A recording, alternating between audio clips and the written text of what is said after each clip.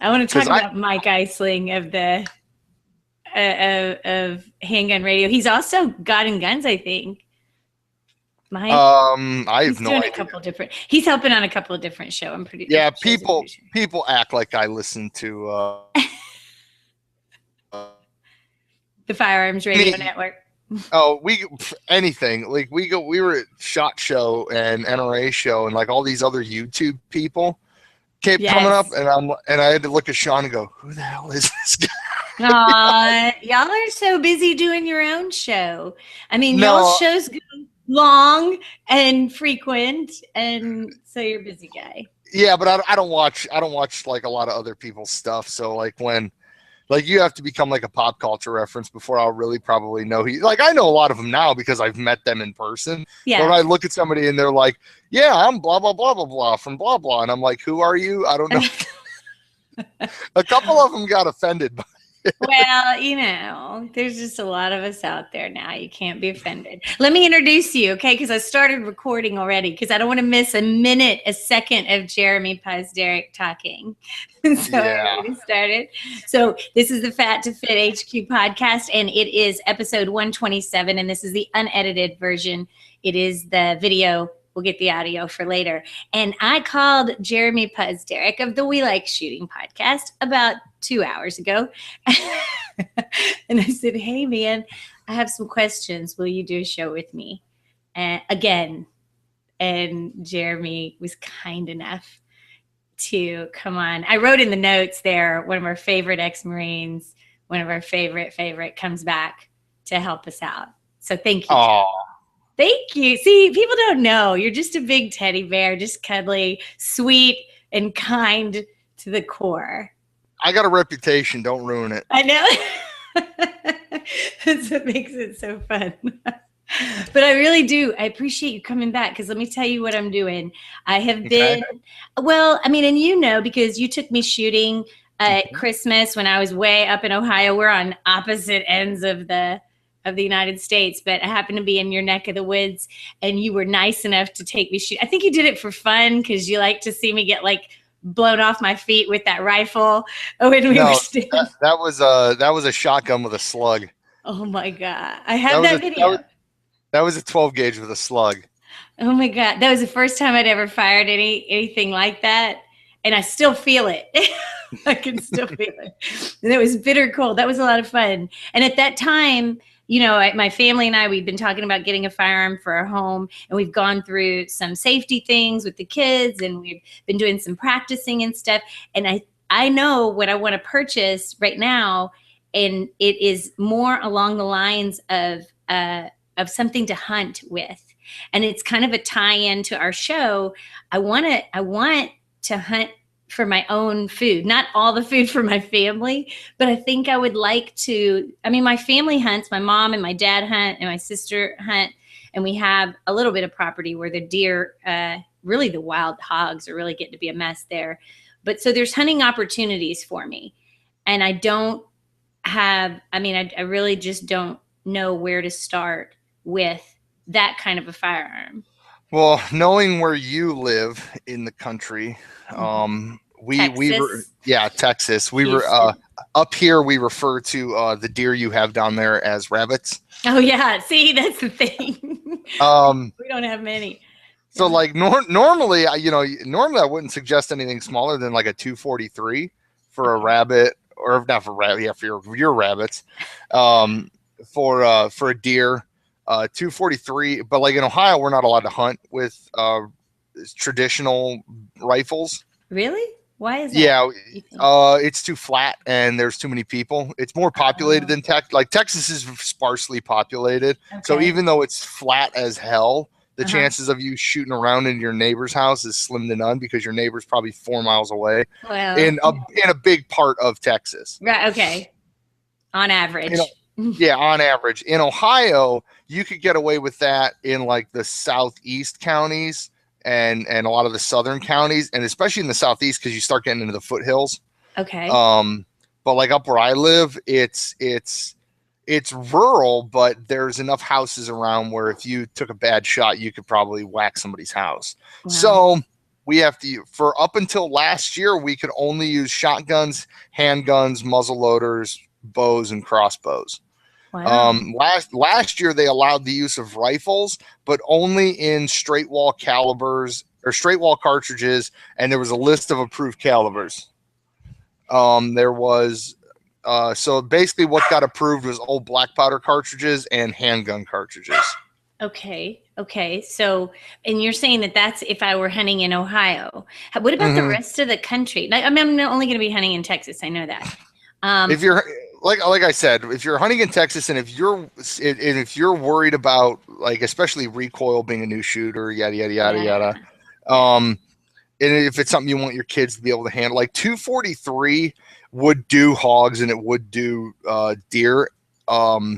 But honestly, you don't even need for the deer down in Texas. I think you're even allowed to hunt deer with an AR, like a 223 in Texas. God, really? I think you can. I'm not. Don't hold me to that. Don't hold me to that. But I think you're allowed to hunt deer with a 223 in Texas. Wow. Which I'm not positive on that. Someone will probably call me out and tell me I'm full of shit, which is fine. That's okay. We'll look it up. Yeah, look that up. But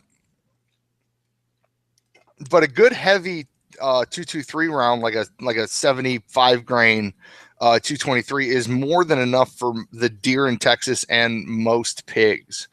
And it's low recoil. The ammo is plentiful, and especially when hog hunting, if there's 10 of them, you can probably get 5.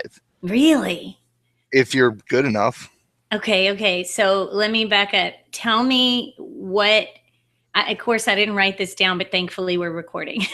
So I could go back and write all that down and look that up.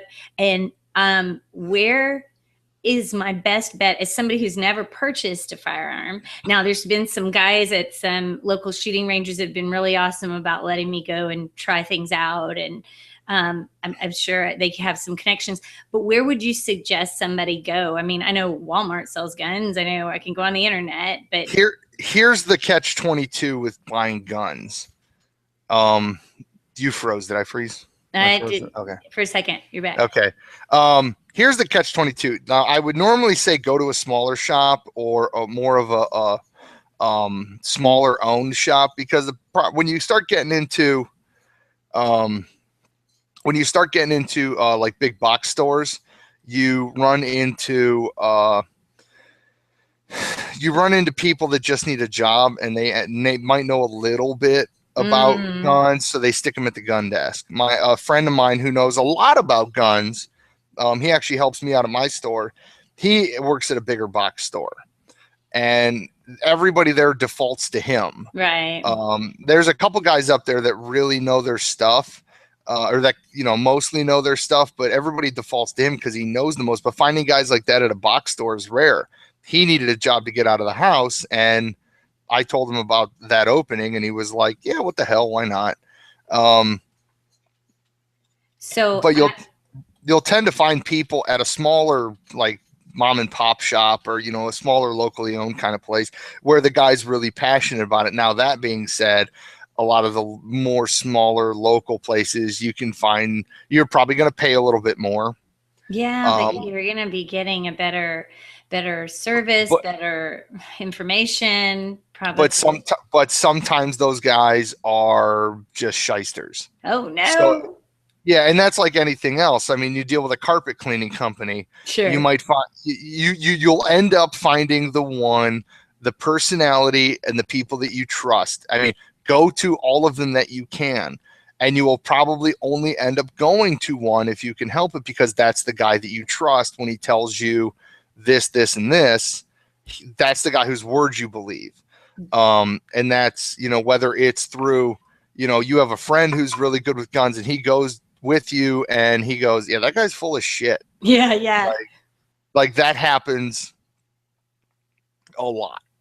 My brothers-in-law, both my sisters married guys that hunt, and I would imagine either one of those guys can come and know enough so where I just don't look like just this woman going in there that doesn't know anything, which would be and utilize any resources like that you can, whether it's military, law, but don't, a lot of people A lot of people like to pretend that they know a lot more than they do because nobody likes to look stupid. A lot of people, I mean, this is the problem with any purchase, really, unless, you're an expert in, I don't know, you get a friend who's a gym rat and he knows everything there is to know about, gym equipment. Well, I'm going to believe, and I know for a fact, I've seen this guy, and, I'm going to tend to take what he believes, or take what he says and believe what he says. That find a guy who you trust, find a local place, or even if it ends up being a box store, but they got one guy there who's really knowledgeable and really trustworthy, find that guy. You have to find that guy. Yeah, I didn't think in those terms. And I really, I'm just thinking I'll go in and start asking things. And so I'm so glad that I called you first, because I'm going to do homework now before I even walk into a place. And the resources that I have, like you said, the people around me might know places. Yeah. But still, now that you've said that, I know that I don't want to go by myself. Yeah, find a guy who, you can go in to talk to them, but some of the key things to look out for is if you walk in and say, I want a gun that does this, and the guy starts trying to push something else on you, right? That guy's just trying to make a sale. But if you walk in and say, look, I don't know what I need. Here's what I need. If that guy actually sits down and takes the time to explain why 5 different calibers and 5 different rifles have pros and cons to all of them and let you make up your own mind, he might say, look, in my opinion, this is what you want, but any one of these 5 will do the job. They will just have, this one has more recoil. If you're worried about recoil, this one's going to kick you. Yes. This one's not going to kick you as hard, but the round isn't as powerful. Now, that doesn't apply to what you're doing because you're shooting pigs and deer, and you're shooting Texas deer, which I could kill with a boot heel. But I don't know about that. They run away.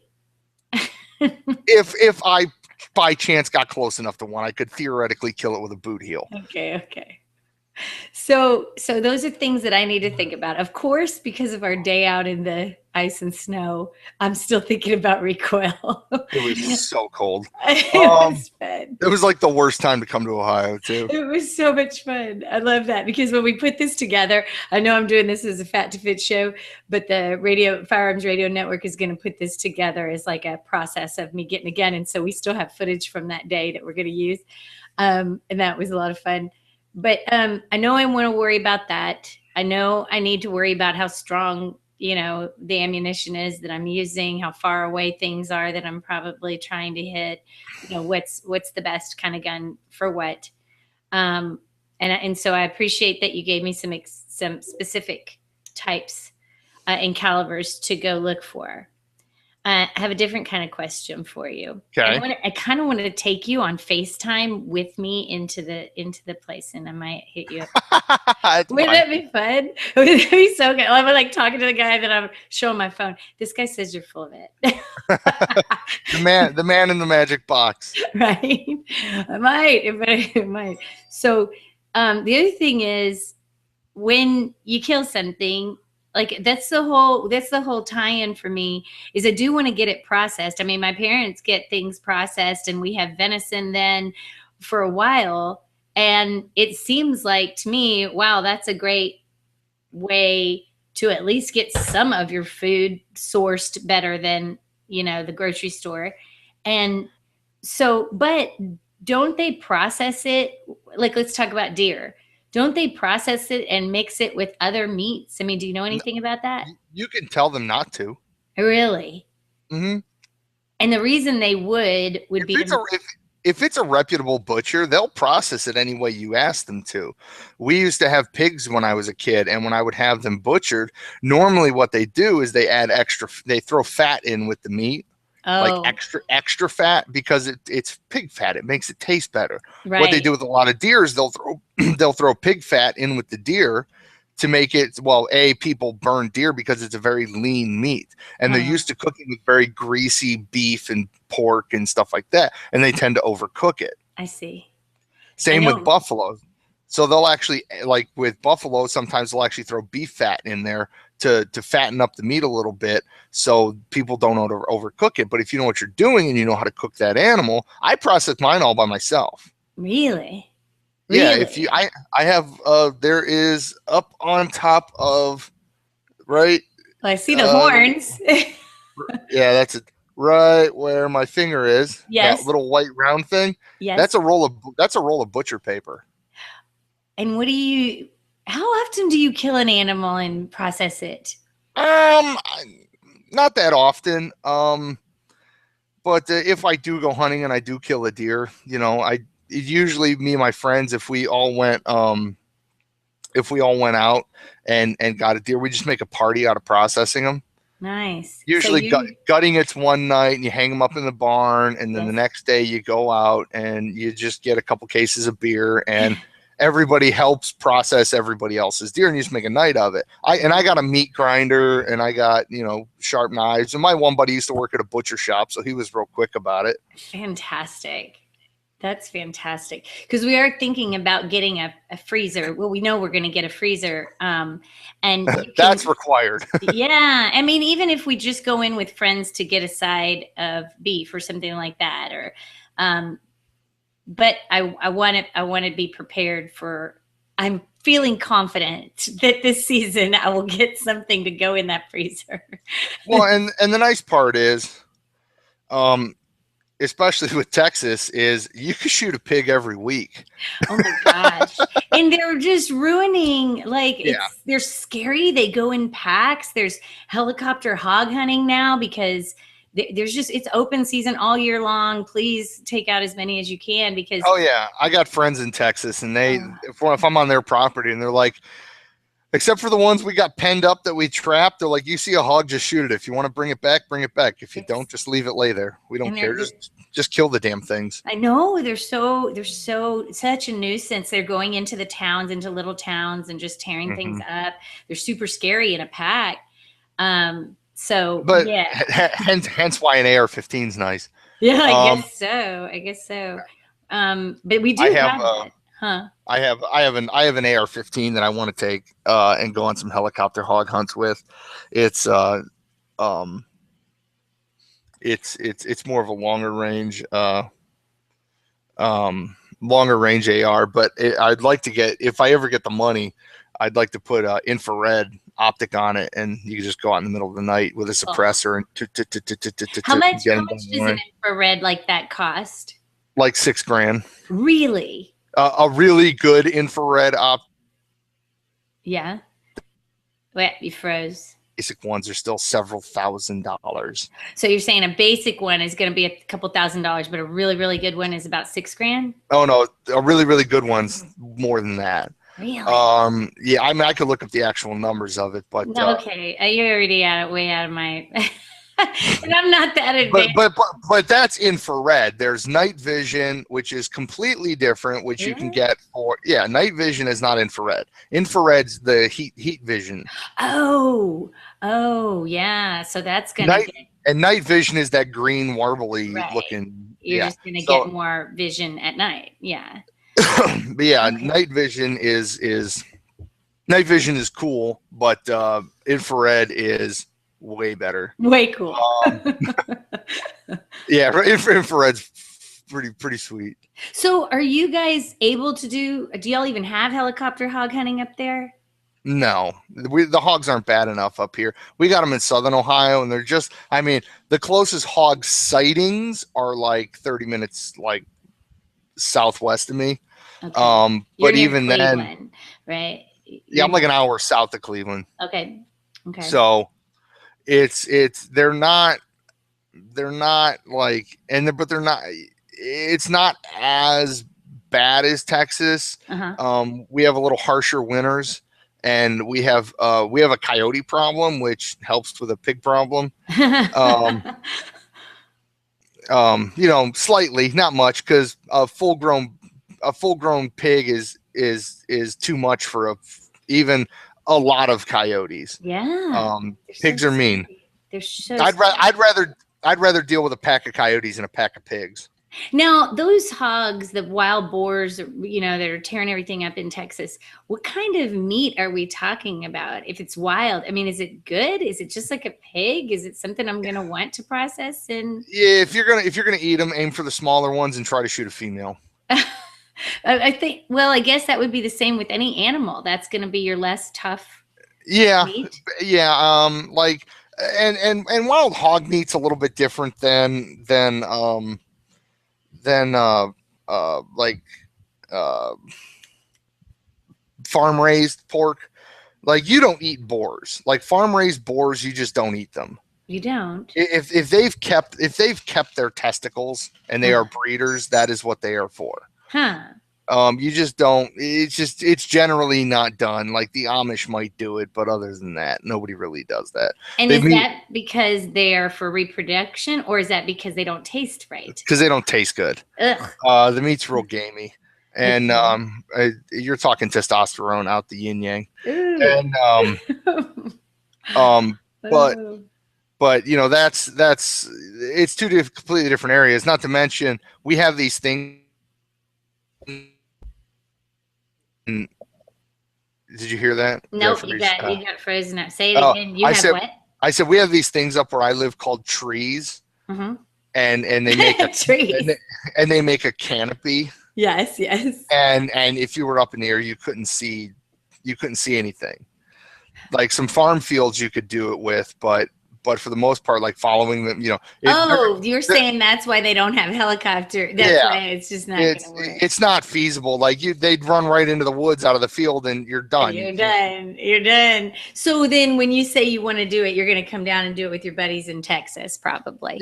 Probably. I actually could have, but I couldn't make it down there. They were having a party, and I couldn't make it down there, but they had a helicopter sitting at the ranch, and they were taking everybody up, and they actually had teams of 2, and they were seeing who could get the most on a run. Oh, you totally have to come and do that. Oh, I want to, but I just couldn't make it down that time. I'd taken too much vacation time that year. I know there are tons of farmers, probably my dad's property. It's not a big property, but like you said, people are like, fine, please do take as many out as you can. Kill them all. Right. I know. But yeah, I mean, but back to the if you can hunt deer. Back to the what? You froze up. Back to the rifle caliber. Yes. If you're allowed to hunt deer with a 223 in Texas, it's probably not a bad bet. Get a 1-in-7 twist barrel that's going to throw a heavy bullet. And a good Hornady Supermax or that makes sense to me. Tell me what you're talking about. It's the kind of round, a 77 grain bullet. It's a heavier bullet. It's got more mass. Okay. It will hit harder. It will expand more, and it will do more damage, because in the end, you want a clean, ethical kill. Okay. So it's responsible. You're being more responsible. And correct. That's why it's more ethical. And you can get too big of a caliber, because if I go down there and shoot one of those deer with my 300 Win Mag, I'm going to blow its front leg off. Oh my gosh, that would be so traumatic for me. If I hit a deer in the shoulder with my 300 Win Mag, it's literally probably going to take its leg off. Oh my god.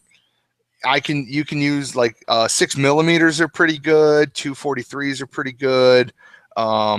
And there's lots of options out there. But like I said, if you're allowed to hunt deer with a 223, it's not a bad option down there, because the deer aren't that big. Like, up here, the deer are too big.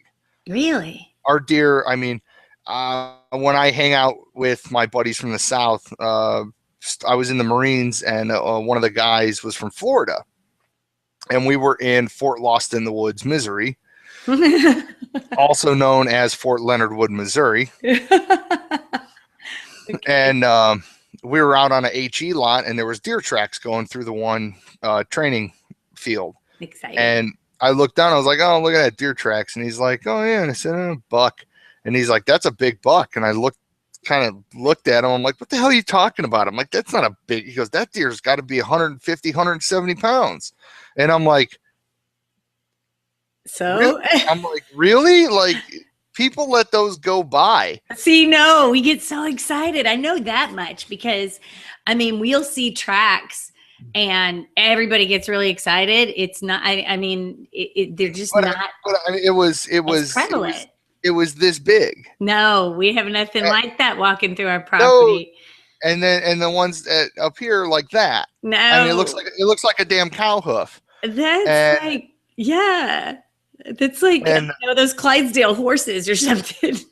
I mean, I've killed deer that I've killed deer that were, you know, hanging at the butcher, gutted and skinned and everything, that were almost 200 pounds. Oh my goodness. I mean, it's not uncommon for a 300-pound plus whitetail to come out of the woods. No way. We're not seeing that down here. And that's why we can't hunt with anything, you know, smaller than a 38 caliber, 35 caliber. Okay, it's all starting to make sense. So you can shoot them with like a 357 Magnum, but you can't shoot them with a 32. Even though you can hunt with a handgun, 32 is not big enough to take a deer with. To take it down. So you're going to just make it miserable. Okay. But up here, most people use shotguns. Oh, okay. I have a question about your trip to Africa. Now that you brought up big game, tell me, just give me the highlights of what, I mean, I saw the most amazing pictures of you with these just beasts. I mean, I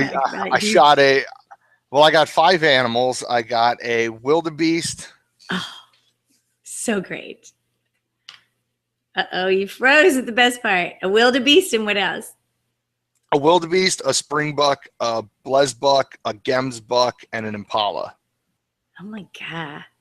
The wildebeest is really hard to kill. Really? Why? What do you think happened? Why? I shot him 4 times before he died. Wow. Yeah, the joke out there was wildebeest are born sick, and the more lead you put into them, the better they feel. Oh, why do they say that? Because they're really hard to kill. I mean, the first shot I hit on that thing was a perfect shot. I hit him behind the right behind the right shoulder. It crossed through both lungs and nicked his heart. Oh my God. The second shot, I hit him on the left side in the same spot, and I basically crossed him. Yes. Right through the go box. And he took off running. Wow. And the third shot, he was about 400 yards out and at a dead sprint. I just aimed like 12 feet in front of him and cracked a round off, and I ended up hitting him in the ass. Oh my God. Broke his back hip. Oh my goodness. He still made it like another 200-300 yards from that point. And then we got on the truck and drove up there because he was 700 yards away at that point. Drove up there, jumped off the truck, started stalking him because the guide's like, I know you hit him on all 3 of those. We walked up and we got about 50 yards away from him, and he was laying on the ground. And like here, if an animal's wounded, you just kind of stand there and wait for it to die. Yes. And everything's so dangerous out there. They're just like, shoot it again. Oh my God. Just put another one in him, make sure he's dead, shoot him. And so I did. I shot him a 3rd time right in the front shoulder here. And when I shot him, he stood up. Oh my God. How close were you to him? 50 yards. Oh my God. And then he stood up, he shook his head and blew his nose, and nothing but blood was coming out of his nose and mouth. And he kind of got all wobbly and then just collapsed on the ground. And he was done. Man. But I looked at the guy, I'm like, Jesus Christ. See there? See? So y'all have a totally different thing than Texas going on up there. But that made me think about your summer. When did you go? Was it the spring that you were there in Africa? It was about almost a year ago. It was just the end of their winter. Wow. So amazing. So amazing. I know you had a blast. I know you were waiting to go for so long. So what happens? Go ahead.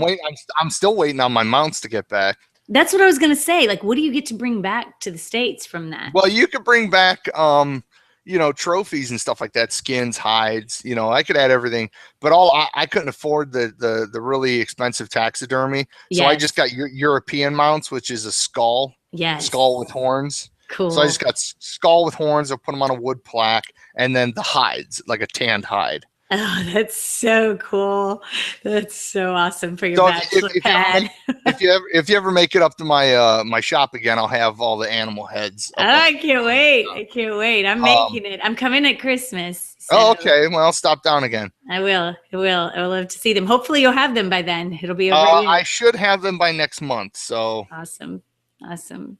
Well, and I don't think I could bring my shotgun up there or my rifle or whatever I get. why couldn't you? I don't know. Well, we're taking a train to Chicago and then we're driving over. I suppose I could. I mean, you just have to check the laws of all the states you go through, but Yeah. there's no, well, Illinois is going to be the worst, but it's not, it's not like undoable. I've driven through Illinois with tons of guns before. They probably wouldn't have liked it if they'd have pulled my truck over, but It's you know, legal. it's legal, but I had like 14 guns on me. Okay. I don't know. We'll talk about it. All right. Well, I'm gonna let you go. I know you have your show to do later tonight, right? Yeah, actually they're pre-gaming over there, and Okay. I'm getting messages. Hey, tell them I said hi, especially Aaron and Sean and just everybody. Tell everybody I said hi. And I will do my best to kick Aaron in the shins for you.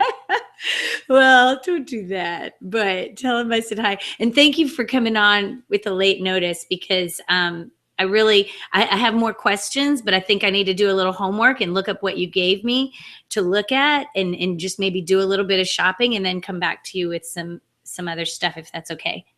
That's fine. Or just call me or text me or, whatever. I will. Okay. Hey, Jeremy, thank you very much. You know what? Special thanks for not making me edit so much. Did you freeze? Yeah, you froze. Would you say special thanks to not being an asshole? That's my guess. No, stop it. I don't have to edit so much if we stop right now. Nothing too bad came out of your mouth. I think it's great. No, I appreciate you very, very much. And we'll just talk soon, okay? All right, rock on. Okay, thanks. Bye. Yep, bye.